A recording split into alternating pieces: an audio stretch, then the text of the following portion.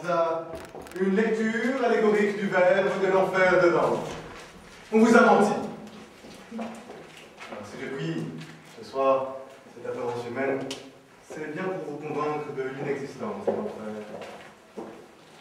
Dante, mes chers amis, est un menteur. Dante est un voyeur. Car s'il y en avait un, serait-ce l'enfer de Dante? Ne me dites pas que cet enfer vous hante. Tout a commencé comme ça, je crois. Au milieu du chemin de notre vie, je me retrouvais perdu dans la forêt du vice, car la voie étroite était perdue. Vous remarquez d'emblée, plus c'est étroit, mieux c'est. Justice, vertu, voies étroites. Dante était perdu, dilaté. Il part pour un 360 degrés, le type intégral, le psychotrope. Il va tout voir, il va tout écouter. Lui dans le Cocyte et lui dans l'Empyrée. Dante en forêt nous invite au cauchemar. Chers amis, pourquoi ne pas descendre ce soir en enfer par curiosité? Curiosité toute justifiée. Par lui. Par Dieu, le grand sésame, le passe-partout, le grand objet universel. Je peux donc raconter toute l'histoire de Catabase, en Anabase, des embastillés. Attendez voir, vous serez émoustillés.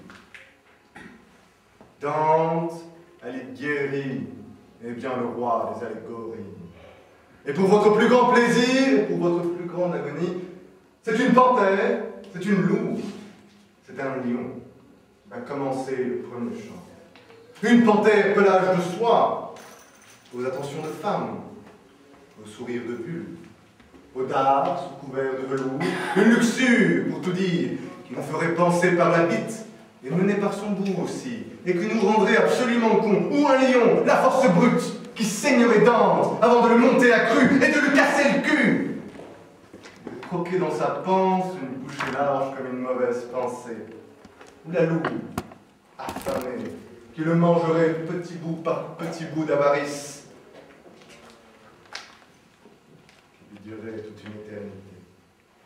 En temps de crise, mes chers amis, n'hésitez pas à lui emprunter 3 bêtes, 3 bêtises, 3 tétrises, qui sont le visage du mal. On pourrait relire l'enfer à l'intolérance en moins. Le mal, la violence, l'avilissement, la tromperie ont encore de beaux jours.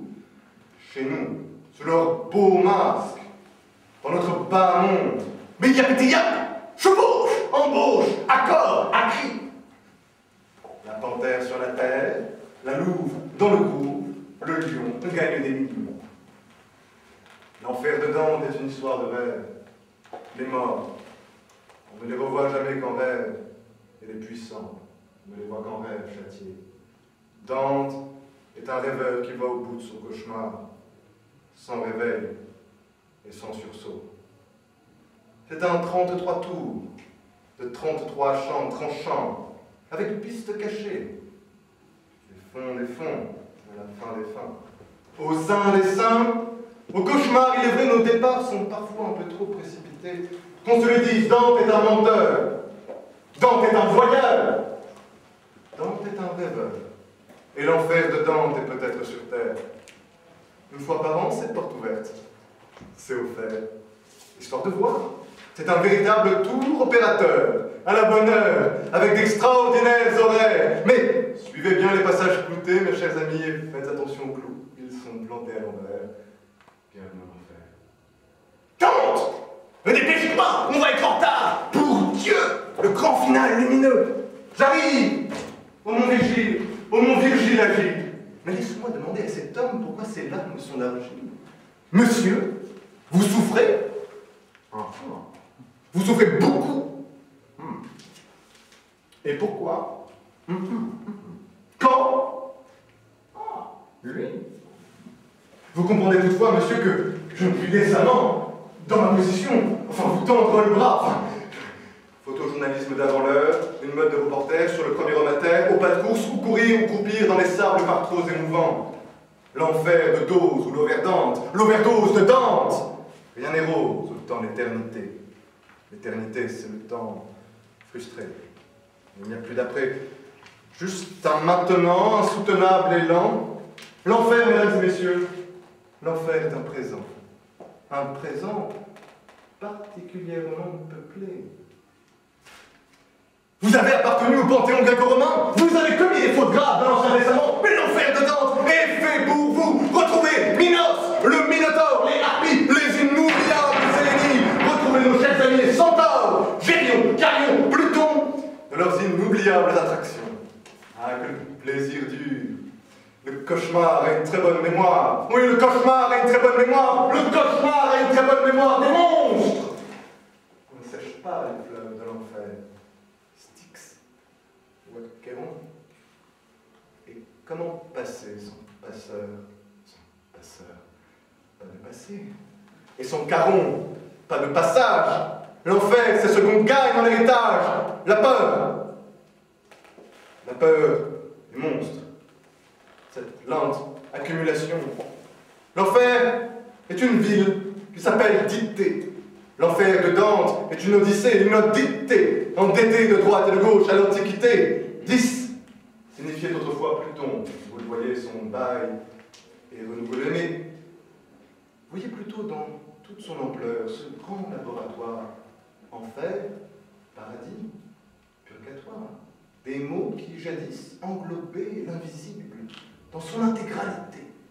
Dis, dit, dans une langue italienne inédite. Vous savez, on voit des choses terribles en enfer. Le voleur, pour avoir fait la figue à Dieu, a eu pour horreur un serpent. Il rentre par le sein, il ressort par le flanc. Il le mord de l'intérieur. Le truc, vous voyez, c'est de mourir, mais pas tout à fait. Le voleur est le jouet des métamorphoses qui le mettent à nu, en vivisection, en section et en fusion selon les lois du rêve. Pour avoir fait la figue à Dieu, enfin pour avoir mis un doigt à Dieu, le voleur aura pour horreur le serpent qui s'insinue dans sa chair et partage avec lui sa matière comme une cire chaude qui se plaque à sa peau, comme du papier qui va brûler et dont le blanc disparaît, parcouru par une ligne de braise. Cette lèpre, c'est la fin de la forme humaine. C'est le monstre. L'alliance mauvaise, le principe mauvais, la bouche déformée d'écailles, ce trop Dieu décrété par Dieu dans l'inédit d'horreur inouïe qui prend la peau dans ses tenailles. Il faudrait être un sacré sagouin pour rire de son infortune. La langue qui se fend, les pieds et les mains qui se coulent et se collent, les oreilles